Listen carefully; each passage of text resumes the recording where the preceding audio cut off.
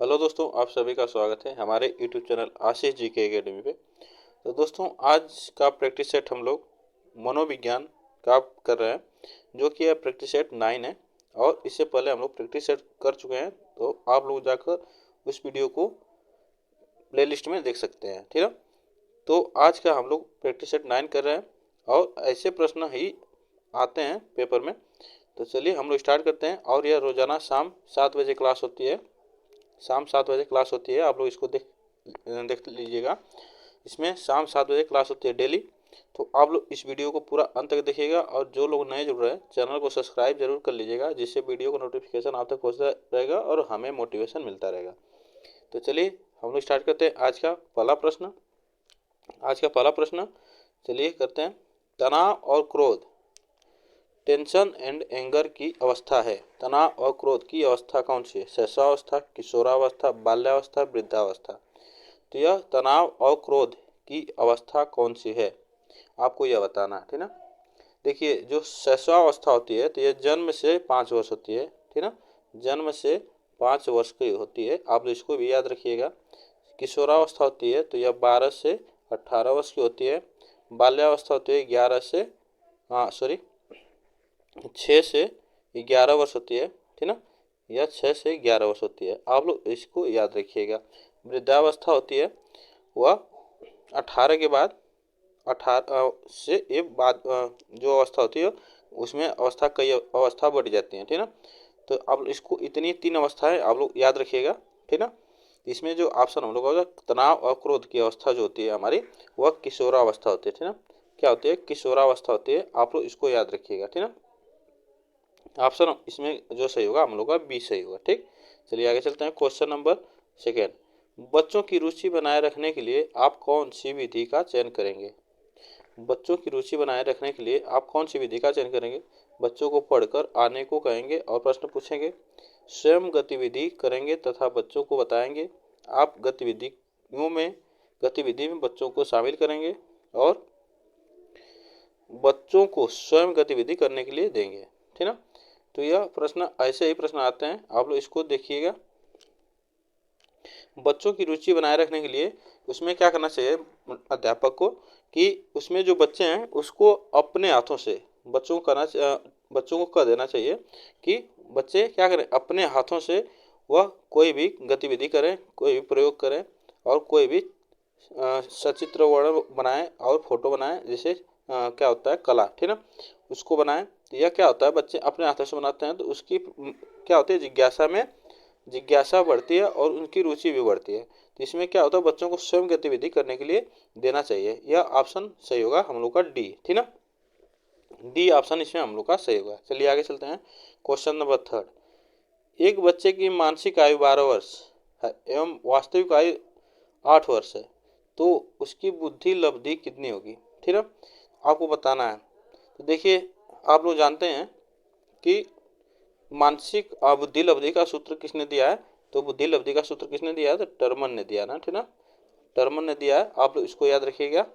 जो मानसिक आयु होता है MA और वास्तविक आयु CA, ठीक ना, और गुणते 100 होता है, ये होता है। तो इसमें हम क्या करेंगे, 12 वर्ष अपान CA हमारा 10 वर्ष दिया है, गुणते 100, तो इसमें कितना हो जाएगा हमारा, इसको हम क्या करेंगे 2 से काटेंगे पहले, तो 6 आ जाएगा, ये 5 हो जाएगा, ठीक है। और यह कहाँ जाएगा, तो यह फिर जाएगा यहाँ पे, तो हमारा क्या हो जाएगा, हमारा जो इसमें बुद्धि लब्धि होता है इधर IQ, ये होता है IQ equal to MA upon CA होता है, ठीक ना। तो आप लोग इसको याद रखिएगा। और यह जाएगा हमारा कहाँ पे, तो हमारा हो जाएगा 100 गुणते कितना हो जाएगा 5/6। तो अब इसको हम काटेंगे फिर से, ठीक ना। तो 2 से काटेंगे तो कितना हो जाएगा 50, फिर इसको 2 से काटेंगे 3, ठीक, 3 हो जाएगा। और हम और देखेंगे कितना कटेगा, ठीक ना। तो इसमें हम इसको काटेंगे, जब इसको हम करेंगे तो हमारा ये सब काट कर तो हमारा कितना आएगा इसका आंसर, इसको हमारा आंसर आना चाहिए हमारा 83, ठीक ना। कितना आना चाहिए इसमें, 83 आना चाहिए, ठीक ना। ये पॉइंट में आएगा, लेकिन हमारा आंसर इसमें पॉइंट में नहीं दिया है, तो इसमें 83 हम ऑप्शन लगाएंगे, ठीक ना। तो इसमें आप लोग इसको याद रखिएगा, इसमें ऑप्शन हम लोग का डी सही होगा, ठीक ना। चलिए आगे चलते हैं। क्वेश्चन नंबर 4, शारीरिक विकास का क्षेत्र है, शारीरिक विकास का क्षेत्र है। तो शारीरिक विकास का क्षेत्र क्या होता है? स्नायु मंडल होता है, स्मृति, अभिप्रेरणा, समायोजन। तो शारीरिक विकास का क्या होता है, क्षेत्र कौन सा होता है? तो शारीरिक विकास का क्षेत्र क्या होता है? इसमें जो हमारा ऑप्शन सही होगा, इसमें स्नायु मंडल जो होता है, इसमें स्नायु मंडल होता है, यह शारीरिक विकास का क्षेत्र होता है। इसमें आप लोग इसको याद रखिएगा, यह क्या होता है हम लोग का स्नायु मंडल होता है, यह शारीरिक विकास का क्षेत्र होता है। स्मृति यह मस्तिष्क का विकास का क्षेत्र होता है, ठीक ना। इसको आप लोग याद रखिएगा। चलिए आगे चलते हैं। क्वेश्चन नंबर 5, मूल्यांकन किया जाना चाहिए, मूल्यांकन किया जाना चाहिए, यह आपको बताना है।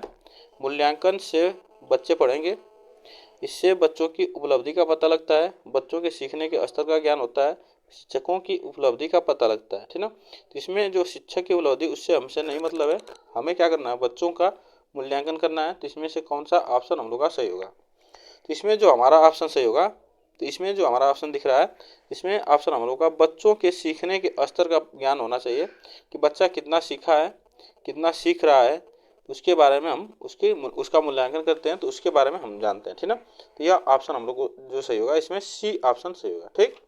तो चलिए आगे चलते हैं। क्वेश्चन नंबर 6, शरीर के आकार में वृद्धि होती है क्योंकि, शरीर के आकार में वृद्धि होती है क्योंकि, यह आपको बताना है। तो इसमें कौन सी वृद्धि होती है, ठीक ना, आपको यह बताना है कौन सा ऑप्शन इसमें हम लोग का सही होगा। शारीरिक और गत्यात्मक विकास, संवेगात्मक विकास, संज्ञानात्मक विकास, नैतिक विकास। तो यह शरीर के आकार में वृद्धि होती है। आपको बता दें, नैतिक विकास का सिद्धांत किसने दिया है? तो यह कोहलवर्ग ने दिया है, ठीक ना, यह कोहलवर्ग ने दिया है। तो आप इसको जानते रहिएगा, यह कोहलवर्ग ने दिया है। संज्ञानात्मक विकास का सिद्धांत पियाजे ने दिया है, यह आपको जानना चाहिए। और इसमें से कौन सा ऑप्शन सही होगा? तो इसमें से जो हमारा ऑप्शन सही होगा, ए ऑप्शन सही होगा। तो इसमें से जो ऑप्शन हम लोग का सही होगा, शरीर के आकार में वृद्धि जो होती है, ये शारीरिक होती है और गत्यात्मक होती है, ठीक ना, गतिक होती है। जैसे गत्यात्मक लोग गति होती है, आप लोग इसको याद रखिएगा। और शरीर और गत्यात्मक विकास का सिद्धांत किसने दिया है? शारीरिक और गतिक का विकास, यह गेरिसन ने दिया है। किसने दिया है? गेरिसन ने दिया। आप लोग इसको भी याद रखिएगा। और संवेगात्मक विकास का सिद्धांत जेम्स लैंग ने दिया है। किसने दिया है? जेम्स लैंग, ठीक ना। तो जेम्स लैंग ने दिया है, आप लोग इसको भी याद रखिएगा, जेम्स लैंग ने दिया है। ऑप्शन इसमें जो हम लोग का सही होगा, ए ऑप्शन सही होगा, ठीक है। चलिए आगे चलते हैं। क्वेश्चन नंबर 7, मानसिक विकास को प्रभावित करने वाला कारक है, मानसिक विकास को प्रभावित करने वाला कारक है वंशानुक्रम, परिवार का वातावरण, परिवार की सामाजिक स्थिति, उपरोक्त सभी। जो मानसिक विकास को प्रभावित करने वाला कारक है, यह इसमें से कौन से है, ठीक ना। तो देखिए, जो मानसिक को विकास को प्रभावित करता है, इसमें क्या होता है? परिवार भी होता है, और वंशानुक्रम भी होता है, और परिवार की सामाजिक स्थिति भी होती है। जैसा वंशानुक्रम, उसके हिसाब से मानसिक विकास भी होता है, और परिवार का जैसा वातावरण होगा वैसा बच्चे का विकास होता है, मानसिक विकास भी होता है। और परिवार की स्थिति और समाज की स्थिति को देखते हुए उसका मानसिक विकास होता है। तो ऑप्शन इसमें जो हम लोग का सही होगा, ऑप्शन हम लोग का डी सही होगा, ठीक ना। ये इस उपरोक्त में से सभी सही है, ठीक। चलिए आगे चलते हैं। क्वेश्चन नंबर 8, पियाजे के संज्ञानात्मक विकास सिद्धांत के अनुसार संवेदिक क्रियात्मक अवस्था है सेंसरी ऑपरेशनल स्टेज कौन सी है?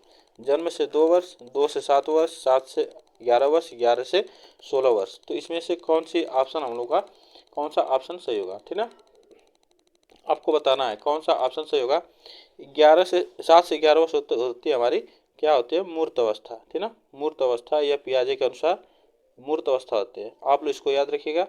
अमूर्त अवस्था होती है, यह जो अमूर्त अवस्था है, जिसे औपचारिक क्रियात्मक अवस्था भी कहा जाता है, ठीक ना, औपचारिक क्रियात्मक अवस्था, आप लोग इसको याद रखिएगा।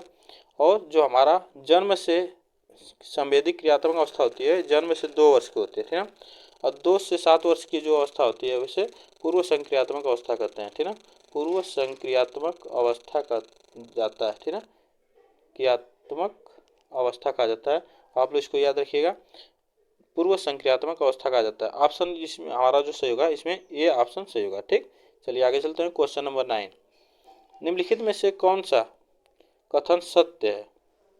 कौन सा कथन सत्य है? लड़की अधिक बुद्धिमान होती हैं, लड़कियां अधिक बुद्धिमान होती हैं, ठीक ना। लड़की का लिंग के साथ कोई नहीं संबंध नहीं होता है, समानतः लड़के लड़कियों से अधिक बुद्धिमान होती हैं। तो इसमें से कौन सा ऑप्शन सही होगा? यहाँ पे लड़की नहीं होगा, यहाँ पे लड़के होंगे, ठीक ना। यहाँ पे क्या होगा? लड़के अधिक बुद्धिमान होते हैं। तो इसमें से कौन सा ऑप्शन हम लोग का सही होगा, ठीक ना। तो देखिए इसमें जो हमारा क्या होता है, ऑप्शन हम लोग का जो दिख रहा है, इसमें इसमें प्रभाव पड़ता है, क्या पड़ता है? इसमें लिंग का प्रभाव नहीं पड़ता है, ठीक ना। ऑप्शन जो इसमें हमारा सही होगा, सी ऑप्शन सही होगा। इसमें लिंग का प्रभाव नहीं पड़ता है, बुद्धि का लिंग के साथ कोई संबंध नहीं होता है। लड़की भी बुद्धिमान हो सकती है, लड़के भी बुद्धिमान हो सकते हैं, समान दोनों हो सकते हैं, ठीक। तो इसमें क्या होते हैं? दोनों बुद्धिमान हो सकते हैं, होते हैं। आप लोग इसको लिंग से इसका कोई मतलब नहीं होता है, ठीक ना। ऑप्शन हम लोग का इसमें क्या होता है? सी ऑप्शन सही होगा। क्वेश्चन नंबर 10, परामर्श का उद्देश्य है। परामर्श का उद्देश्य क्या है? बच्चों को समझाना, बच्चों की कमियों का कारण पता करना, बच्चों को समायोजन में सहायता प्रदान करना, उपरोक्त सभी। परामर्श का उद्देश्य क्या है, यह आपको बताना है। परामर्श का उद्देश्य क्या होता है? तो बच्चों को क्या होता है? बच्चों को समझाना, परामर्श देना, अच्छी अच्छी बातें बताना, ठीक ना। बच्चों की कमियों का कारण पता करना, या उसके कारण पता करने के बाद उसको बताना, ठीक ना। बच्चों को समायोजन में सहायता प्रदान करना, उसको अगले जो स्टेज आता है उसको अगले जानकारी में क्या होता है? सहायता मिलता है, सहायता देना। तो यह क्या होता है? परामर्श देना। यह क्या होता है? ऑप्शन हम लोग का इसमें डी सही होगा। उपरोक्त सभी सही हैं, परामर्श का उद्देश्य होता है, ठीक ना। तो ऑप्शन हम लोग का इसमें डी सही है। चलिए आगे चलते हैं। क्वेश्चन नंबर 11, बच्चों में नैतिकता की स्थापना के लिए सर्वोत्तम मार्ग है।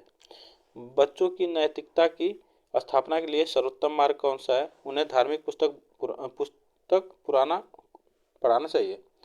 यहाँ पे क्या होगा? उन्हें धार्मिक पुस्तक पढ़ाना चाहिए। यहाँ पर पुस्तक पढ़ाना होना चाहिए, पढ़ाना, ठीक ना, पढ़ाना। तो ऑप्शन शिक्षक का आदर्श रूप में व्यवहार करना चाहिए, व्यवहार करना, और उनका मूल्य शिक्षा पर मूल्यांकन करना, उन्हें प्रातःकालीन सभा में उपदेश देना। बच्चों में नैतिकता की स्थापना के लिए सर्वोत्तम मार्ग कौन सा होगा, ठीक ना, यह आपको बताना है, ठीक ना। तो इसमें से सबसे अच्छा हम लोग का दिख रहा है सर्वोत्तम मार्ग, शिक्षक का आदर्श रूप में व्यवहार करना। सबसे अच्छा हमारा ऑप्शन बी से होगा। शिक्षक का क्या करना चाहिए? आदर्श रूप में व्यवहार करना चाहिए, जो कि यह नैतिकता की स्थापना का सर्वोत्तम मार्ग है। और नैतिकता का विकास किसने दिया है? तो कोलबर्ग ने दिया है, ठीक ना। आप लोग इसको याद रखिएगा। ऑप्शन इसमें हम लोग का बी से है। क्वेश्चन नंबर 12, बच्चों का मूल्यांकन होना चाहिए। बच्चों का मूल्यांकन होना चाहिए बोर्ड परीक्षा द्वारा, सतत एवं व्यापक मूल्यांकन द्वारा, गृह परीक्षा द्वारा, लिखित एवं मौखिक परीक्षा द्वारा। तो बच्चों का मूल्यांकन कैसा होना चाहिए आपको यह बताना है, ठीक ना। तो बच्चों का मूल्यांकन कैसा होना चाहिए यह आपको बताना है। तो इसमें से आप लोग बताइए, तो बच्चों का मूल्यांकन कैसा होना चाहिए? तो बच्चों का मूल्यांकन कैसा होना चाहिए यह आपको बताना है।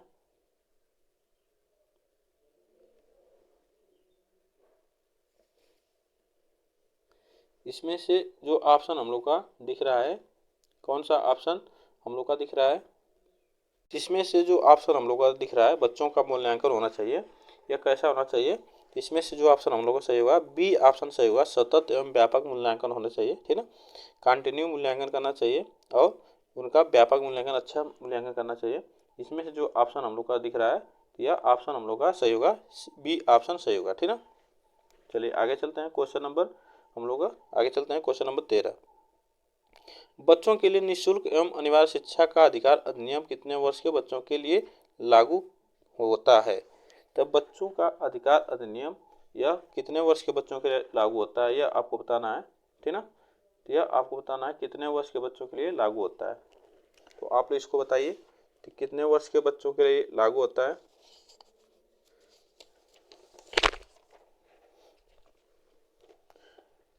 तो यह बच्चों का अधिकार अधिनियम लागू होता है कितने? 6 से 14 वर्ष के बच्चों पर, ठीक ना, 6 से 14 वर्ष के बच्चों पर होता है। तो यह ऑप्शन हम लोग का इसमें 6 से 14 वर्ष के बच्चों का। और यह कब हुआ था? तो यह हुआ था 86वां संशोधन के द्वारा हुआ था। यह शिक्षा, निःशुल्क शिक्षा का अनिवार्य या मौलिक अधिकार बना बच्चों का, और सबके लिए, मतलब यह 6 से 14 वर्ष का जो बच्चे थे उसको निःशुल्क शिक्षा अनिवार्य शिक्षा थी। यह अधिकार 86वें संविधान संशोधन द्वारा किया गया था। और इसका इस अनुच्छेद में किस अनुच्छेद में इसे जोड़ा गया? तो 21A में जोड़ा गया, ठीक ना। 21A में जोड़ा गया था। आप लोग इसको याद रखिएगा, ठीक ना। ऑप्शन इसमें जो हम लोग का सही होगा, ये ऑप्शन सही होगा, ठीक। चलिए आगे चलते हैं। क्वेश्चन नंबर 14, शिक्षक को ज्ञान होना चाहिए। शिक्षक को ज्ञान होना चाहिए अध्यापन विषय का, बाल मनोविज्ञान का, शिक्षा संहिता का, अध्यापन विषय एवं बाल मनोविज्ञान का। तो शिक्षक को ज्ञान होना चाहिए, यह आपको बताना है, ठीक ना। तो शिक्षक को क्या ज्ञान होना चाहिए? तो शिक्षक को ज्ञान होना चाहिए कि वह अध्यापन विषय में उसको ज्ञान होना चाहिए, और बच्चों के बारे में, बाल मनोविज्ञान के बारे में भी पता होना चाहिए, ठीक ना। तो ऑप्शन जो इसमें हम लोग का सही होगा, डी ऑप्शन सही होगा। ऑप्शन हम लोग का इसमें डी सही है। चलिए आगे चलते हैं। क्वेश्चन नंबर 15, एक बच्चे की बुद्धि और विकास के अध्ययन की सर्वाधिक अच्छी विधि कौन सी है? एक बच्चे की बुद्धि और विकास के अध्ययन की सर्वाधिक अच्छी विधि कौन सी है? मनोविश्लेषणात्मक, तुलनात्मक, विकासीय बुद्धि, सांख्यिकी बुद्धि। तो बच्चे की क्या करना चाहिए? बच्चे की बुद्धि और विकास के अध्ययन की सर्वाधिक अच्छी विधि पूछ रहा है, तो इसमें से कौन सा ऑप्शन हम लोग का सही होगा? तो इसमें से जो हमारा ऑप्शन सही होगा, यह कौन सा ऑप्शन सही होगा? सी ऑप्शन, विकासीय बुद्धि होना चाहिए, ठीक ना। विकासीय बुद्धि, यह एरिक्सन ने दिया है। किसने दिया है? एरिक्सन ने दिया है, ठीक ना। एरिक्सन ने दिया है विकास विधि का सिद्धांत। और मनोविश्लेषण विधि का सिद्धांत किसने दिया है? तो यह फ्रायड ने दिया है, ठीक ना। फ्रायड ने दिया है। आप लोग इसको याद रखिएगा, ठीक ना। ऑप्शन हम लोग का जो सही होगा इसमें सी ऑप्शन सही होगा। चलिए आगे चलते हैं। क्वेश्चन नंबर 16, सामाजिकरण वह प्रक्रिया है जिससे बच्चे और वयस्क सीखते हैं। सामाजिकरण वह प्रक्रिया है जिससे बच्चे और वयस्क सीखते हैं, परिवार से, विद्यालय से, साथियों से, इन सभी से। तो सामाजिकरण वह प्रक्रिया है जिससे बच्चे सीखते हैं और वयस्क भी सीखते हैं, ठीक ना। तो इसमें क्या ऑप्शन हम लोग का सही होगा, ठीक ना। तो सामाजिकरण वह प्रक्रिया है जिससे क्या करते हैं? इसमें परिवार, विद्यालय और साथियों से सीखते हैं। ऑप्शन हम लोग का इसमें कौन सा सही होगा? डी ऑप्शन सही होगा, ठीक ना। तो आप लोग इसको याद रखिएगा। चलिए आगे चलते हैं। क्वेश्चन नंबर 17, बच्चे के विकास के सिरस्थ सिद्धांत के अनुसार निम्न में से सत्य कथन है। विकास के सिरस्थ सिद्धांत के अनुसार विकास सिर से पैर की ओर होता है, विकास पैर से सिर की ओर होता है, विकास मध्य भाग से परिधि की ओर होता है, उपरोक्त में से कोई नहीं। तो बच्चे के विकास के सिरस्थ सिद्धांत के अनुसार निम्न में से सत्य कथन कौन सा होगा, यह आपको बताना है। तो बच्चे का विकास कैसे होता है? तो बच्चे का विकास होता है, कब होता है? पहले सिर का विकास होता है, उसके बाद पैर का विकास होता है। तो यह सिरस्थ सिद्धांत के अनुसार होता है, ठीक ना। विकास सिर से होता है पैर की ओर, ठीक ना। ऑप्शन हम लोग का इसमें सही होगा, ये ऑप्शन सही होगा। चलिए आगे चलते हैं। क्वेश्चन नंबर, मानव जाति में वह कौन से व्यक्तिक विभिन्नता के निर्धारक तत्व होते हैं जो मानव जाति की विविधता को बताते हैं? मानव जाति में वह कौन से व्यक्तिक विभिन्नता के निर्धारक तत्व होते हैं जो मानव जाति के विभिन्नता को बताते हैं? पर्यावरण का अंतर, आनुवंशिकता का अंतर, आनुवंशिकता एवं पर्यावरण की अंतःक्रिया, उपरोक्त में से कोई नहीं। तो मानव जाति में वह व्यक्तिक विभिन्नता के निर्धारक तत्व होते हैं जिसमें हमारा क्या होता है? इसमें हमारा जो होता है, इसमें जो हमारा ऑप्शन दिख रहा है, इसमें क्या होता है? उसमें आनुवंशिक और पर्यावरण दोनों अंतःक्रिया करते हैं। इसमें ऑप्शन हम लोग का सही होगा, ठीक है। मानव जाति की विविधता को बताता है। ऑप्शन इसमें हम लोग का क्या होता है? सी ऑप्शन सही है। क्वेश्चन नंबर 19, वाइगोस्की ने बाल विकास के बारे में कहा है। वाइगोस्की ने बाल विकास के बारे में क्या कहा है? यह संस्कृति के आनुवांशिकी के कारण होता है, यह सामाजिक अंतःक्रियाओं के कारण होता है, औपचारिक शिक्षा का उत्पाद होता है, समावेशन और समायोजन का परिणाम होता है। तो वाइगोस्की ने बाल विकास के बारे में कहा कि क्या कहा? तो यह आपको बताना है। वाइगोस्की ने सामाजिक, आप लोग जानते हैं कि सामाजिक अंतःक्रिया का सिद्धांत किसने दिया है? तो यही ऑप्शन हम लोग का जो सही होगा वाइगोत्स्की ने दिया। तो सामाजिक अंतःक्रिया के कारण होता है।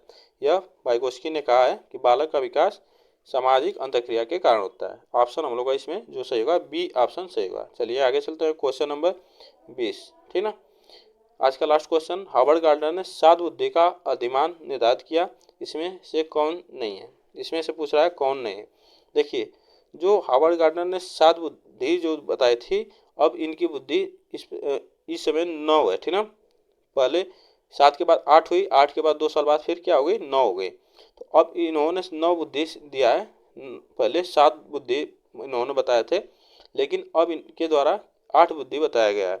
तो इसमें से कौन सा नहीं है? तो इसमें से पूछ रहा है, पहले जो 7 बुद्धि पहले दिए थे उसमें से पूछ रहा है, ठीक ना। तो इसमें से कौन सा नहीं है? स्थान संबंधी बुद्धि, भावात्मक बुद्धि, अंतर्वैयक्तिक भाषात्मक बुद्धि। तो इसमें से कौन सा नहीं है, ठीक ना। इसमें से कौन सा नहीं है, तो यह आपको बताना है। हार्वर्ड गार्डनर ने बहुबुद्धि का सिद्धांत भी दिया है, आप लोग इसको भी जानते रहिएगा, ठीक ना। बहुबुद्धि का सिद्धांत भी दिया है। इन्होंने कहा है बुद्धि एक तरह की नहीं होती है, बुद्धि बहुत बहुत तरह की होती है। तो यही बुद्धि का बहुबुद्धि का सिद्धांत इन्हीं का है। आप लोग इसको याद रखिएगा, ठीक ना। हम लोग इसको सातों बुद्धि हम लोग पढ़ेंगे नीचे। इसमें से जो नहीं दिया तो इसमें भावात्मक बुद्धि है, ठीक ना। इसमें भावात्मक बुद्धि है, ऑप्शन हम लोग का इसमें 20 से होगा। चलिए देखिए तो हम इनकी 7 बुद्धि है जो, देखिए हार्वर्ड गार्डनर के 7 बुद्धि का अधिमान, भाषाई बुद्धि दिए हैं, तार्किक गणितीय बुद्धि दिए हैं, स्थानीय बुद्धि दिए हैं, सांगीतिक बुद्धि जो संगीत से जुड़ी बुद्धि होती है, अंतर्वैयक्तिक बुद्धि, शारीरिक गतिक संवेदिक बुद्धि और आंतरिक वैयक्तिक बुद्धि। यह 7 बुद्धि इन्होंने दिए थे उस समय। उसके बाद इन्होंने अब 9 बुद्धि दिए हैं, ठीक ना। पहले 8 थी, फिर उसके बाद 2 साल बाद फिर इन्होंने एक जोड़ी 9 बुद्धि हो गई है, ठीक ना। तो आप लोग इसको याद रखिएगा, ऐसे प्रश्न आते हैं, ठीक। चलिए आगे चलते हैं। आज के लिए बस इतना ही है, आज के लिए बस इतना ही। और जो लोग नए जुड़े हैं चैनल को सब्सक्राइब कर लीजिएगा और बेल आइकन को दबा लीजिएगा, जिससे वीडियो को नोटिफिकेशन आप तक पहुंचता रहेगा और हमें मोटिवेशन भी मिलता रहेगा। और वीडियो को लाइक ज़रूर कर दीजिएगा और शेयर कर दीजिएगा, तो इससे हमें भी मोटिवेशन मिलता रहेगा। तो आज के लिए बस इतना ही, फिर मिलते हैं नेक्स्ट वीडियो में, तब तक के लिए थैंक यू सो मच।